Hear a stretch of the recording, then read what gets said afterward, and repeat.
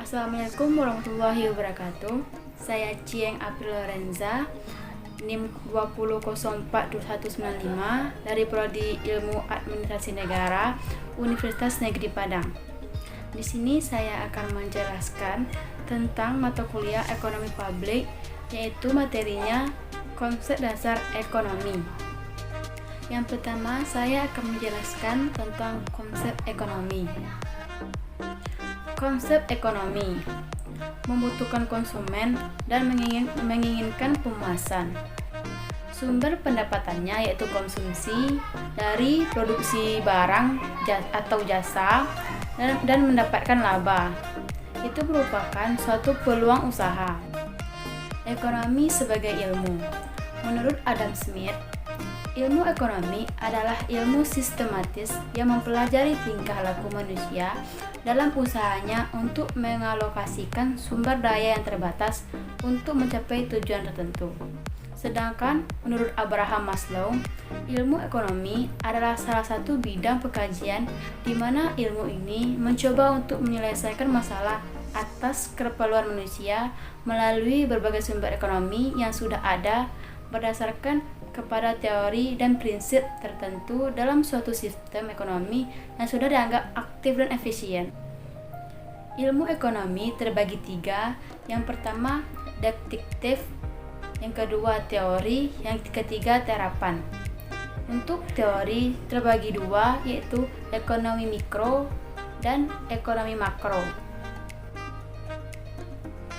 Yang pertama, ekonomi deduktif menggambarkan keadaan perekonomian yang sebenarnya terjadi di masyarakat, contohnya jumlah angkatan kerja, struktur serikat buruh, dan asal-usul serta sejarah lembaga ekonomi.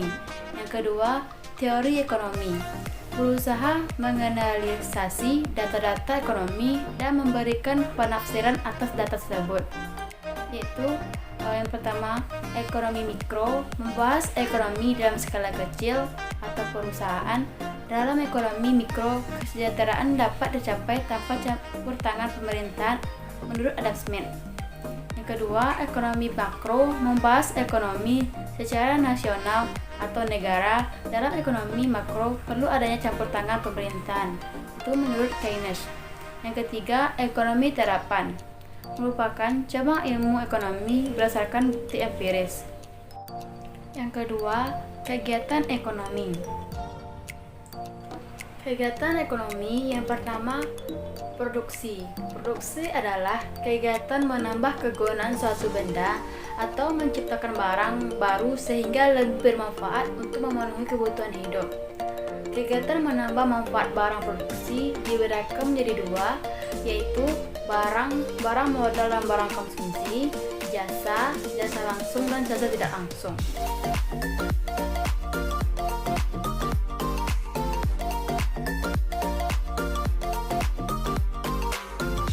Selanjutnya, distribusi. Distribusi adalah penyaluran atau penyampaian barang dan jasa dari produsen ke konsumen. Proses penyaluran distribusi dapat dibagi menjadi dua kelompok, yaitu distribusi langsung adalah proses penyaluran barang dan jasa langsung dari produsen ke konsumen. Dan yang kedua, distribusi tidak langsung adalah proses penyaluran barang dan jasa dari produsen ke konsumen dengan perantara. Yang ketiga, konsumsi. Konsumsi adalah suatu kegiatan yang bertujuan mengurangi dan menghabiskan daya guna suatu benda, baik berupa barang maupun jasa, untuk memenuhi kebutuhan dan kepuasan secara langsung. Konsumsi dapat dibagi menjadi dua kelompok, yaitu konsumsi langsung adalah pengkonsumsian barang dan jasa untuk memenuhi kebutuhannya. Yang kedua, konsumsi tidak langsung adalah pemakaian barang dan jasa yang tidak secara langsung memenuhi kebutuhan pengguna.